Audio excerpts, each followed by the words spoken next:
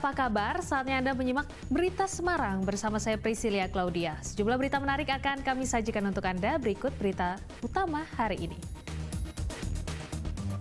Polisi tetapkan 1 orang tersangka dalam kasus pecahnya jembatan kaca di Banyumas hingga menyebabkan 1 pengunjung meninggal dunia. Kebakaran hutan dan lahan di Gunung Merbabu, Kabupaten Semarang padam. Puluhan pengungsi dipulangkan ke rumah masing-masing. Puluhan santri di Batang keracunan usai menyantap makanan dari salah satu santri yang merayakan ulang tahun.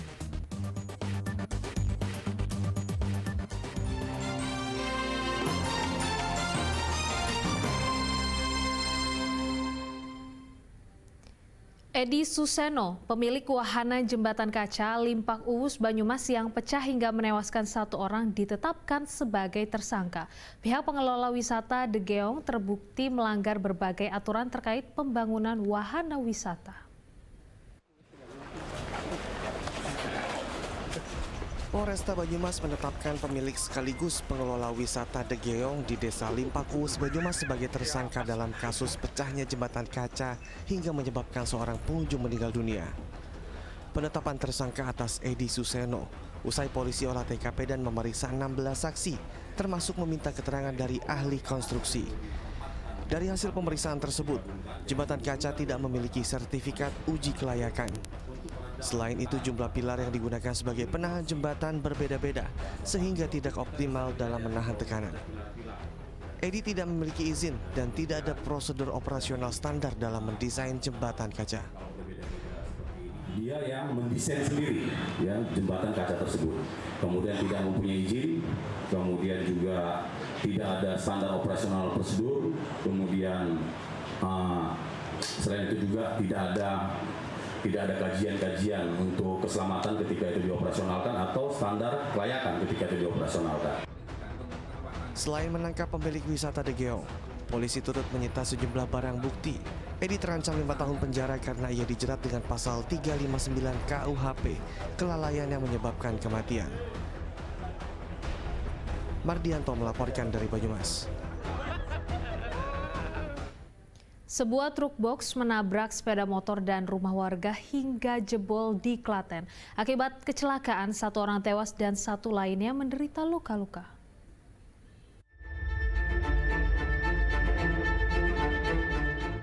Kamera pengawas merekam tabrakan di Desa Solodiran, Kecamatan Manis Renggo, Klaten, Senin siang. Sebuah truk box menghantam sepeda motor di depannya, lalu menghantam 2 rumah. Kerasnya tabrakan membuat rumah jebol. Akibat kecelakaan, 1 orang meninggal dunia di tempat dan 1 lagi menderita luka-luka. Seluruh korban langsung dievakuasi ke Rumah Sakit Islam PDHI Yogyakarta. Kecelakaan terjadi saat truk dan sepeda motor melaju beriringan dari arah Jogja menuju Klaten.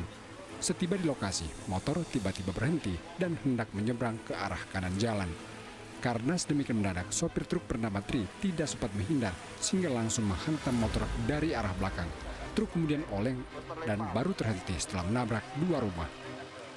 Sepeda motor itu berjalan sebelumnya searah di depannya, namun dia berhenti di sebelah kiri jalan atau di bahu jalan sebelah kiri.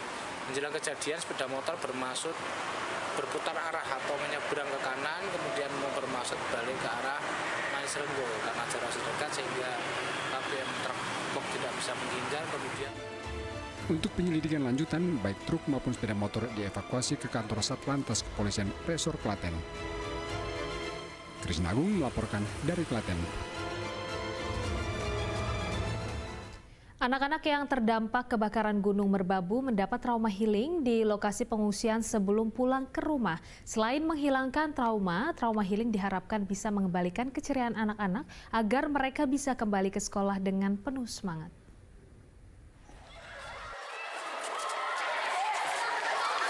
Keceriaan menghiasi wajah anak-anak terdampak kebakaran Gunung Merbabu. Mereka terlihat asik bermain bersama teman-teman sebaya di lokasi pengungsian di Balai Desa Batur, Kecamatan Getasan, Kabupaten Semarang.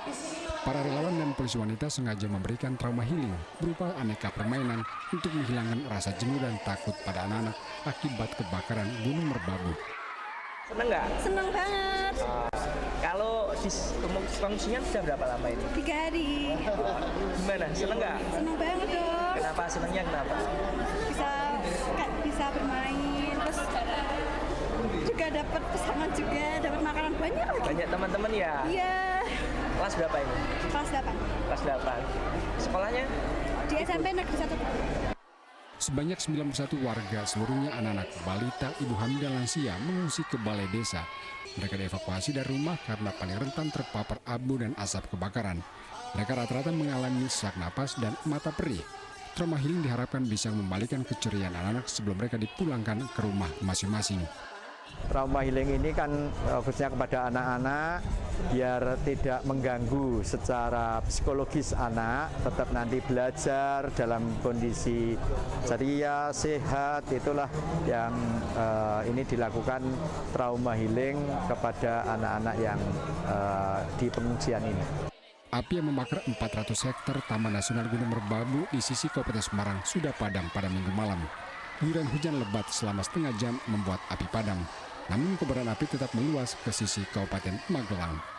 Yulianto melaporkan dari Kabupaten Semarang. Puluhan pengungsi di Balai Desa Batur, Kabupaten Semarang kembali ke rumah masing-masing.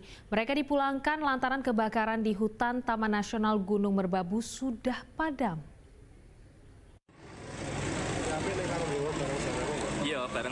Kebakaran yang melanda hutan dan lahan di Gunung Merbabu sudah padam. Kini 91 warga yang berasal dari Dusun Ngaduman dan Gedong Desa Tajuk yang mengungsi di Balai Desa Batur dipulangkan. Puluhan warga mengungsi pada Sabtu kemarin.